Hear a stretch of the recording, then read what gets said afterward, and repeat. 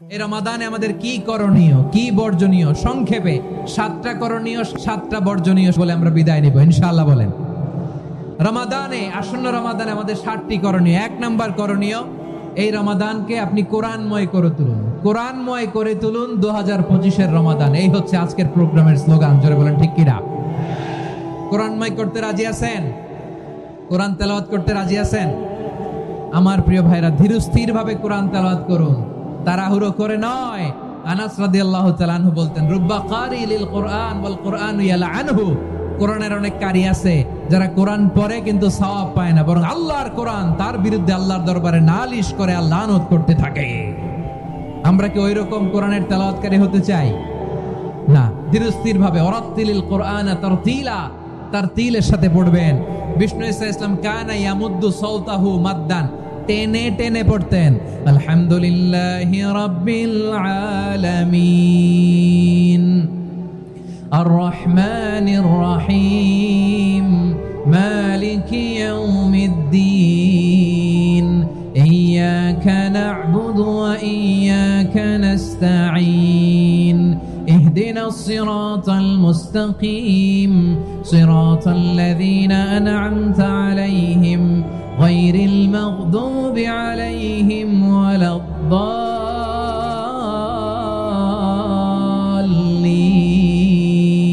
পড়েন আমিন। কানা ইয়ামুদ্দু সাওতাহু মাদ্দান, টেনে টেনে পড়তেন। ওয়া কানা ইউকাত্তিউ আয়াতাহু, ইউকাত্তিউ আয়াতান আয়াতান, প্রত্যেক আয়াত পড়ে পড়ে তিনি থামতেন। এভাবে কোরআন পড়তে হবে। আমাদের অনেক মা বোনেরা আজকের এই চাঁপাইনবাবগঞ্জের প্রোগ্রামের অনেকগুলো মহিলা প্যান্ডেল আমি ল্যান্ডিং করার সময় দেখেছি।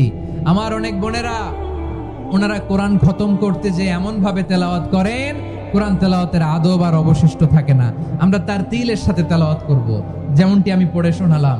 বিষ্ণু ইসলাম প্রতি আয়াত শেষে থামতেন, টেনে টেনে পড়তেন, তারতিলের সাথে পড়তেন, সুর করে পড়তেন। মান লাম ইয়াতাগান্না বিল কোরআন ফালাইসা মিন্না, যে সুর করে কোরআন পড়ে না সে আমার উম্মত হতে পারে।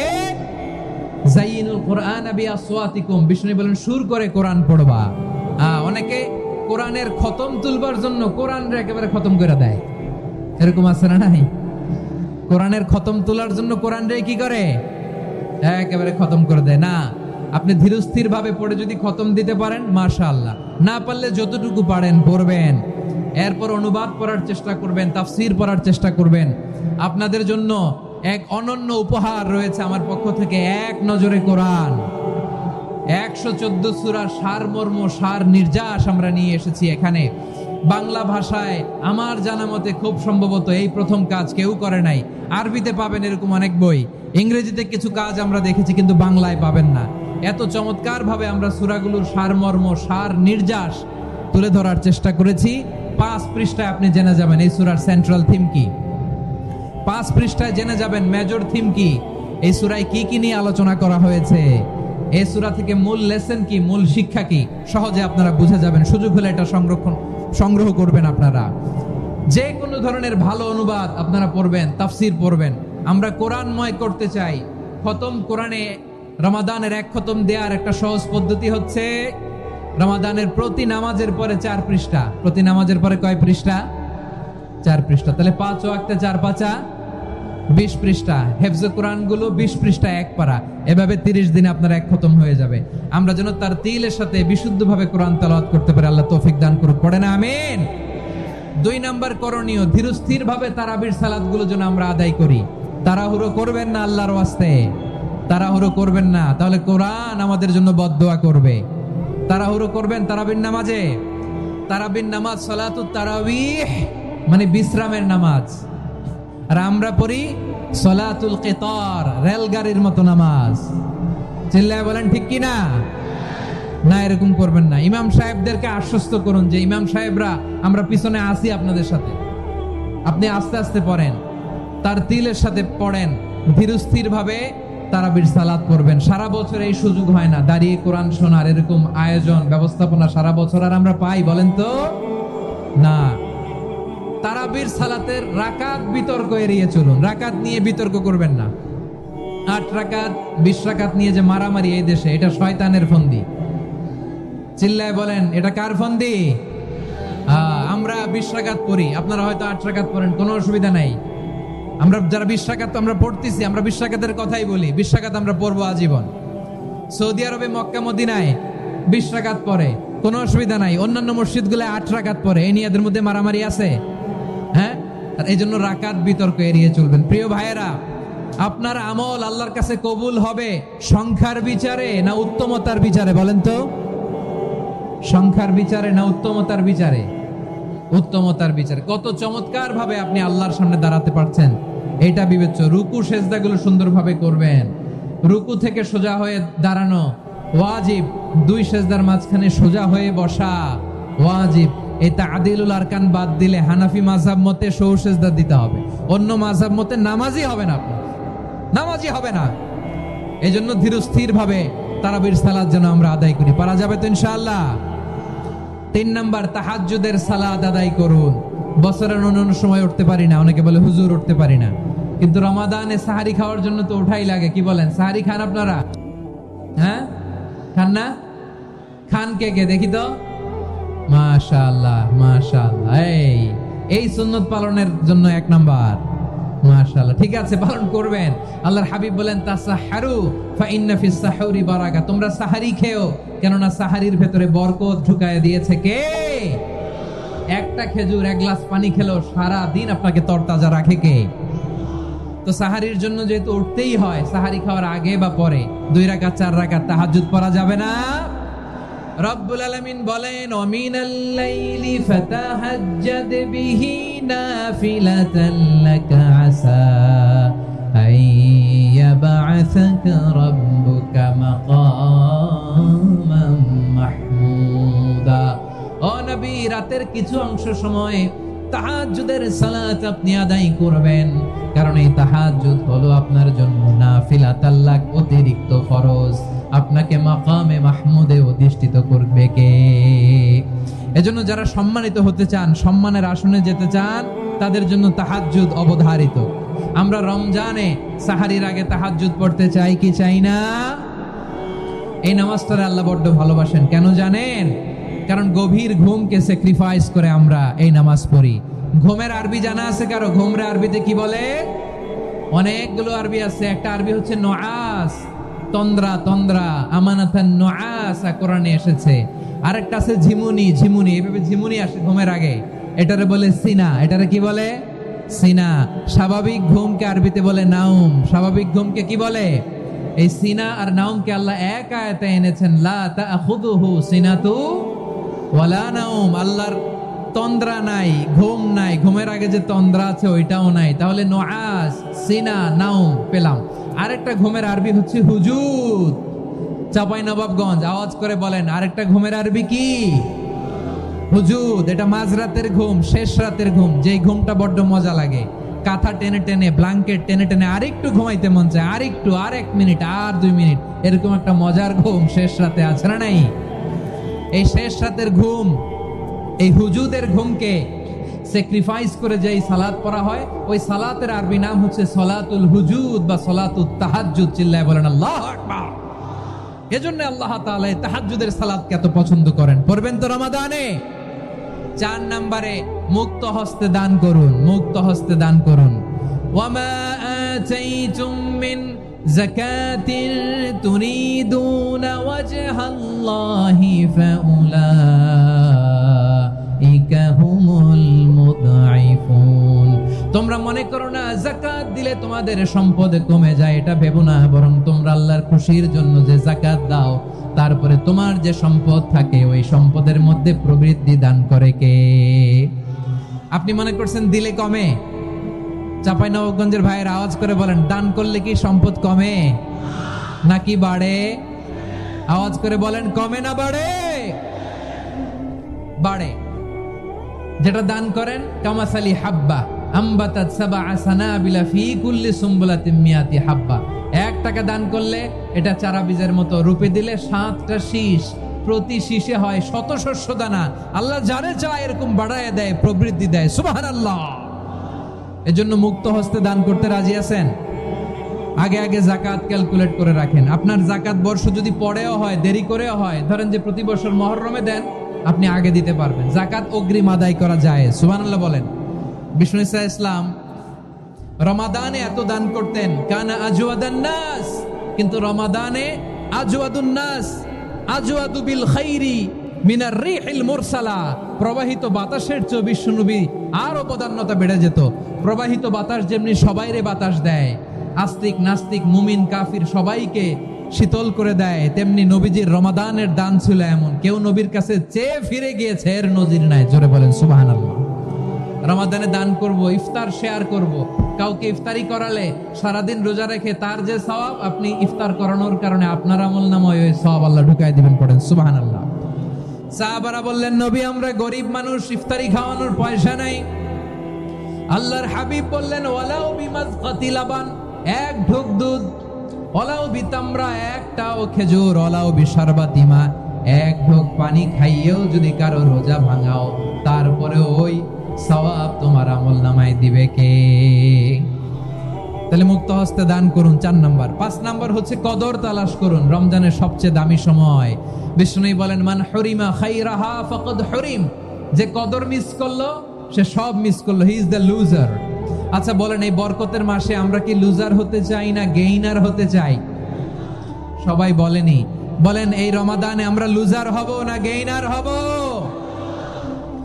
ইন্না আনজালনাহু ফি লাইলাতিল কদরি ওয়া মা আদরাকা মা লাইলাতুল কদর, লাইলাতুল কদরি খায়রুম মিন আলফি শাহর। পড়েন আল্লাহু আকবার।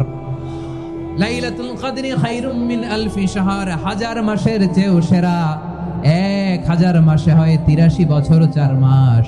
83 বছর 4 মাস টানা ইবাদত করলে যেই সওয়াব, কদরের রাতে ইবাদত করলে অতটুকু সওয়াব আপনি পাবেন, আল্লাহ সেটা বলে নাই। আল্লাহ বলে তার চাইতে বেশি সওয়াব দিয়ে আপনার আমলনামা ভরে দিবে কে? কদর যেন মিস না হয়। 21, 23, 25, 27, 29 নাকি খালি 27? আপনারা কি খালি 27? হ্যাঁ না, ফালতামিসু ফিল আশরিল আওয়াখিরি ফিল মিনাল ভিতরি, রমজানের শেষ দশকের বেজর রাতগুলোকে কদর হিসেবে তালাশ করো। আল্লাহর হাবিব সাল্লাল্লাহু আলাইহি ওয়াসাল্লাম শেষ 10 দিন টানা ইবাদত করতেন, টানা ইবাদত। ইদা জাআল আশরু আহিয়াল লাইলা আইকাযা আহলা ওয়া জাদ্দা ওয়া শাদ্দাল মিজার, সারা রাত জেগে ইবাদতের নজির নবীজির নাই, শুধু রমজানের শেষ দশক ছাড়া। সুবহানাল্লাহ বলেন। নিজেও ঘুমাতেন না, ফাতেমা রাদিয়াল্লাহু তাআলা আনহু, আলী রাদিয়াল্লাহু তাআলা আনহু কাউকে ঘুমাতে দিতেন না, সবাইকে জাগিয়ে তুলতেন। আমরা সারা রাত জেগে ইবাদত করব, রাজি আছেন তো? কদর যেন আমাদের মিস না হয়। আজকে থেকেই ক্যালেন্ডারে মার্ক করে রাখেন, সব কাজ পেছনে ফেলে, সব ব্যস্ততাকে পেছনে ফেলে ইবাদতের জন্য আমরা প্রস্তুত থাকবো কদরের রাতে। কোনোভাবে কদর যেন আমাদের মিস না হয়, ইনশাআল্লাহ বলেন তো সবাই। 6 নম্বরে পারলে ইতিকাফ করবেন। আল্লাহর হাবিব সাল্লাল্লাহু আলাইহি ওয়াসাল্লাম প্রতি বছর 10 দিন ইতিকাফ করতেন। যে বছর ইন্তেকাল করবেন সে বছর 20 দিন ইতিকাফ করেছেন। আপনি বলবেন, হুজুর ইতিকাফ না করলে সমস্যা কি? আমার নবী একটা ইবাদত সারা জীবনেও ছাড়ে নাই, আর আপনি জীবনে একবারও করেন নাই। এবার হিসাব আপনার কাছে, হিসাব আপনার কাছে। না পারলে অন্তত রাত্রি বেলাগুলো মসজিদে কাটাবেন, পারবেন তো ইনশাআল্লাহ? সব শেষে শিশু এবং নারীদের ব্যাপারে বিশেষ খেয়াল রাখবেন। শিশুদের রমাদানের ব্যাপারে উৎসাহ দেন, তাদের প্রস্তুতি নেওয়ান, তাদেরকে রোজা রাখতে দিবেন। আমার ভাইয়েরা এবং বোনেরা, পর্দার আড়ালে মায়েদেরকে বলবো, চাপাই নবাবগঞ্জের মায়েরা, 1 দিন 2 দিন না খেয়ে থাকলে আপনার ছেলে মেয়ে মারা যাবে না, ঠিক কিনা বলেন? ওদেরকে উৎসাহিত করেন, ওদের ছোট্ট যারা রাখতে দেন, বলেন যে বাবা সকাল থেকে দুপুর পর্যন্ত না খেয়ে থাকলে তোমার অর্ধেক রোজা, এরকম 2 দিন অর্ধেক মিলে তোমার 1 রোজা। এরকম আমি কত রোজা রাখছি ছোটবেলায়, কোনো হিসাবই নাই।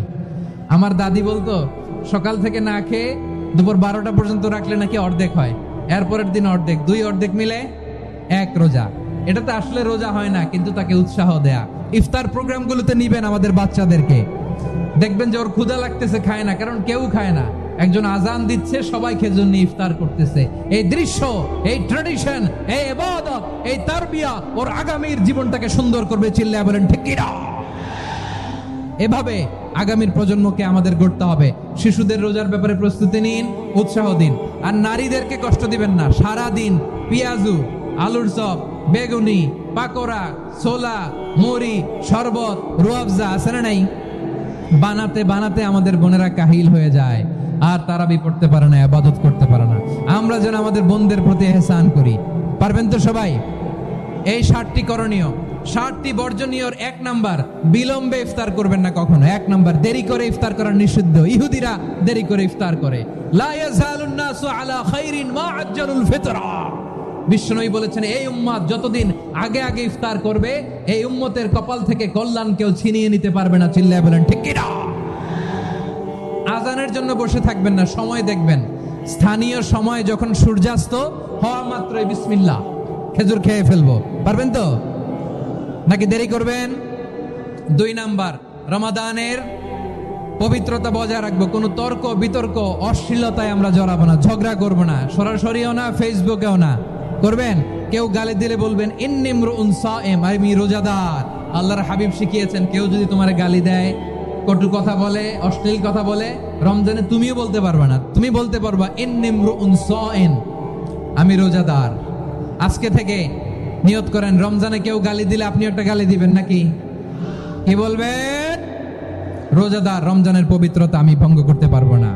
অশ্লীল নাটক, সিনেমা আমরা দেখবো না। ব্যাড হ্যাবিট থাকলে রমাদানে এটা ছাড়ার মহা সুযোগ। স্মোকিং এর অভ্যাস আছে অনেকের, ঠিক কিনা? চাঁপাইনবাবগঞ্জে আপনারা স্মোকিং করেন? হ্যাঁ, না না আমরা করি না। বলেন করি না। করবেন না কেউ?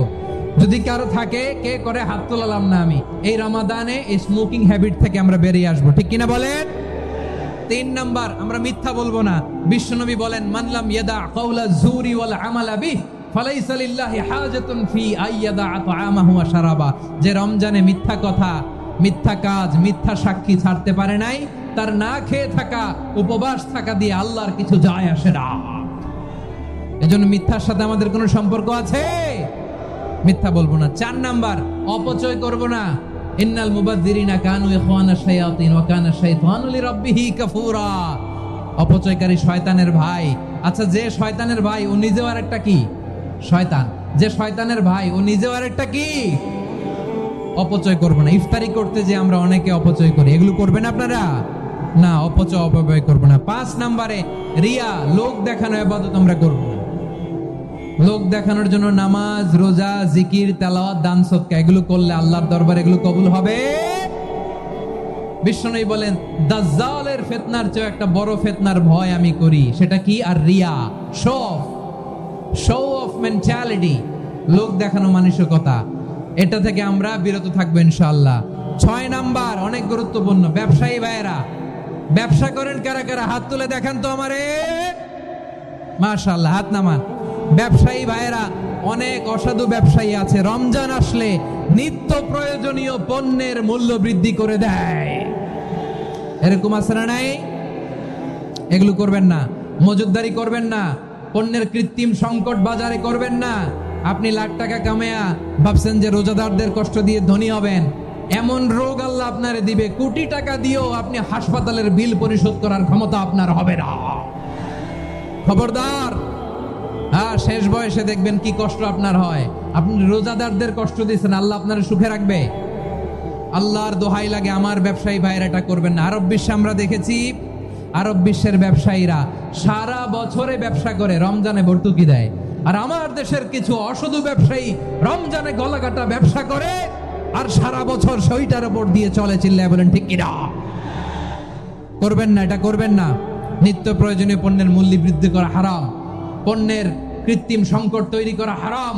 মজুদদারি করা হারাম। রোজাদারদেরকে কষ্ট দেয়া হারাম। এটা করবেন না। 7 নম্বরে সর্বশেষ কথা, অধীনস্থ যারা আছে তাদের কাজের চাপ আপনারা কমিয়ে দিবেন। কাজের লোক, ফ্যাক্টরির ওয়ার্কার, স্টাফ, তাদের প্রতি যদি রহম করেন, আপনার উপর রহম করবে কে? এই পবিত্র রমাদানের 7টা করণীয়, 7টা বর্জনীয় মনে রাখা যাবে তো ইনশাআল্লাহ? শাহরু রমাদান আল্লাযী উনজিলা ফীহিল কুরআন হুদাল লিন-নাস ওয়া বাইনাতিম মিনাল হুদা ওয়াল ফুরকান। আল্লাহ বলেন, রমাদান এমন একটা মাস যে মাসে কোরআন নাজিল করা হয়েছে, আর এই কোরআন হচ্ছে বিশ্ব মানবের জন্য পথ নির্দেশিকা, হেদায়েতের সুস্পষ্ট বর্ণনা এবং সত্য মিথ্যা পৃথক করার আসমানি মানদণ্ড রূপে জামিনে আমাদের জন্য কোরআন নাজিল করেছে কে? আওয়াজ করে বলেন তো, আল্লাহর নাজিল করা এই কোরআনে কোনো ভুল আছে? সবাই বলেন নাই। সবাই বললে এতটুকু আওয়াজ হয় আমি বিশ্বাস করি না। গলা ছেড়ে দিয়ে বলেন, আল্লাহর নাজিল করা এই সর্বশেষ আসমানি কিতাব আল কোরআনে কোনো ভুল আছে? সন্দেহ আছে? সংশয় আছে? বিয়ন্ডলেস, বাউন্ডলেস, বটমলেস এমন কিতাব যেটা পড়ে গবেষণা করে এর তথ্য, উপাত্ত, ইনফরমেশন, লেসন নিয়ে শেষ করা যায় না। সুবহানাল্লাহ। আল্লাহ বলেন, এই কোরআনকে আমি রমাদানে নাজিল করেছি, যেটা বিশ্ব মানবের জন্য পথ নির্দেশিকা। এতে আছে হেদায়েতের সুস্পষ্ট বর্ণনা আর সত্য মিথ্যা পার্থক্য করার মানদণ্ড, কোনটা সত্য কোনটা মিথ্যা এটা কোরআন দিয়ে ডিফারেন্সিয়েট করা যায়। কোরআন হচ্ছে ফুরকান, to differentiate between right and wrong. কোনটা সত্য কোনটা মিথ্যা, কোনটা ভুল কোনটা নির্ভুল, এটা কোরআন দিয়ে যাচাই করা যায়। চিল্লায় বলেন ঠিক কিনা? এজন্য এই কোরআন দিয়ে আমাদের জীবন সাজাতে হবে। কোরআন দিয়ে জীবন না সাজালে জীবন আলোকিত হয় না। কোরআন দিয়ে পরিবার না সাজালে পরিবার আলোকিত হয় না। কোরআন দিয়ে সমাজ না সাজালে সমাজটা শান্তিময় হয় না। শুধু দুর্নীতি দমন কমিশন দিয়ে দুর্নীতি বন্ধ করা যায় না। কোরআনের আইন বাস্তবায়ন করা ছাড়া এই সমাজ থেকে দুর্নীতি বন্ধ করা যাবে না। চিল্লায় বলো ঠিক কিনা? আমার প্রিয় ভাইরা, এই কোরআন নাজিল হয়েছে রমাদান আল মুবারক, এই বরকতময় মাসে। তাই আমাদের উচিত এই মাসে আসন্ন যে রমাদান আল মুবারক, এই রমাদানে কোরআনের সাথে নিজেদের সম্পর্ককে বাড়ানো। আমার প্রিয় চাঁপাইনবাবগঞ্জের ভাইয়েরা, আমরা কি আসন্ন রমাদানে কোরআনের সাথে আমাদের অ্যাটাচমেন্ট, সম্পর্ক বাড়াতে চাই? চান সবাই? আপনি কি জানেন কোরআন নিয়ে কোন ফেরেশতা পৃথিবীতে এসেছিল? জানেন? ফেরেশতার নাম কি বলেন তো? জিবরিল আলাইহিস সালাম। একটু খেয়াল করে শুনেন, কান দুটো খরগোশের কানের মতো খাড়া করে আমার দিকে তাকান।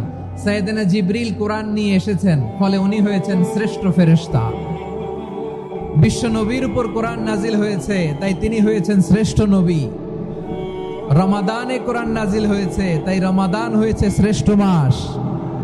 কদরের রাতে কোরআন নাজিল হয়েছে, তাই কদর হয়েছে শ্রেষ্ঠ রাত। আমরাও যদি কোরআনের সাথে সম্পর্ক বাড়াই, আমাদের মর্যাদাও এরকম, আমাদেরকেও শ্রেষ্ঠ মানুষ বানায় দিবে কে? এজন্য কোরআনের সাথে সম্পর্ক বাড়াইতে রাজি আছেন তো? যারাই কোরআনের সাথে সম্পর্ক বাড়ায় এদের মর্যাদা বাড়ায় দেয় কে? দেখবেন আমাদের হাফেজে কোরআন, তারা ইন্টারন্যাশনাল কোরআন কম্পিটিশনে যে গোটা বিশ্বকে পেছনে ফেলে প্রথম পুরস্কার নিয়ে আসে। এত ছোট ছোট বাচ্চা, ও সমাজ বোঝে না, রাজনীতি বোঝে না, টাকা পয়সা বোঝে না, কিচ্ছু বোঝে না, কিন্তু গোটা বিশ্বে ওকে সম্মানের চেয়ারে আসীন করেছে কে? এই কোরআনের সাথে লাগলে আল্লাহ তাআলা সম্মান বাড়িয়ে দেয়। আমার প্রিয় ভাইয়েরা, আসুন আমরা আলোচনার শুরুতেই শপথ নেই যে আসন্ন রমাদানে আমরা কোরআনের সাথে নিজেদের সম্পর্ককে মজবুত করব ইনশাআল্লাহ।